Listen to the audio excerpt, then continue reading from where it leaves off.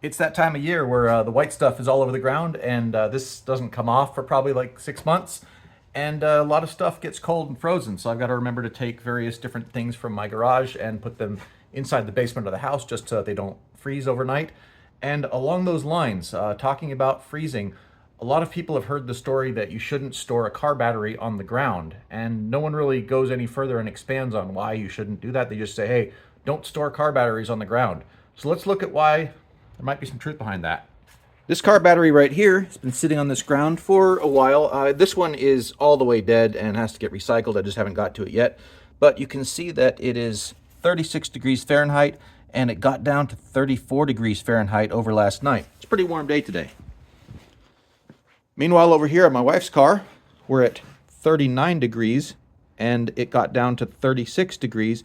And earlier when the garage door was open, it must have got up to 52 when the sun was shining on it. But the garage door has been closed for several hours now, and it's 39. So it's 3 degrees warmer up here. So what difference does like 2 or 3 degrees make? Well, as you could see in this garage here, that battery is stored over by the wall, meaning by the outside of the garage. So it's going to probably get the coldest over there. Again, that battery is already all the way dead, so we're not worried about preserving it. If it was a battery I cared about, it would be like this one over here. This one over here is stored in a thermally similar area, right? Because that's an outside wall and that's an outside wall. But this one's connected to a maintenance charger. And so we're keeping the battery charged up. And that's the crucial part of this. The overwhelming majority of batteries you'll find in any kind of regular combustion powered car is going to be something called a lead acid battery. And just like the name says, it has sheets of lead inside of it and it has an acid, in this case sulfuric acid. While the battery is doing what it does, charging and discharging, the chemistry of that sulfuric acid changes quite a lot. It's a little bit like when you add salt to water or you put salt on your sidewalk to melt the snow. It changes the freezing temperature of that substance. So a fully charged lead acid battery with correct chemistry inside of that acid is going to have a freezing temperature of like negative 90 degrees Fahrenheit, which I think is like negative 70 centigrade or something like that.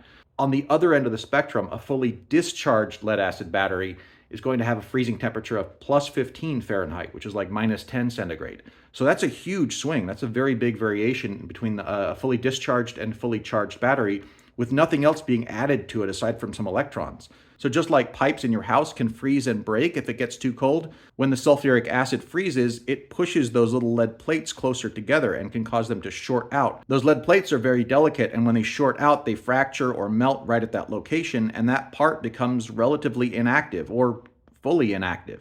And so that battery can't be recovered. My wife's car is dormant for the time being, and while we're waiting to see how the future plays out in that regard, we've got it on a maintenance charger.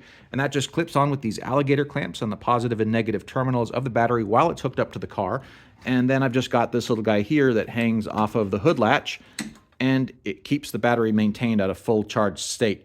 It should be mentioned that the nature of lead acid batteries is that they do self-discharge over time, even if they're not connected to anything. So if you have one that's in a 100% state of charge and you set it aside for 6 months, when you come back, it's not going to be anywhere near 100% state of charge. It may actually, depending on its health, be all the way flat at that point. And then we know that its freeze temperature is going to be pretty high, pretty close to the freeze temperature of pure water. And while there are several other ways a lead acid battery can reach its end before its time, temperature is the one that pertains to storing it on the ground or not. So if you maintain its state of charge, or alternately, if you live somewhere that frost simply doesn't happen, store it on the ground. There's no problem with that. I hope you found this helpful, and I hope it saves you some money. Thanks for watching.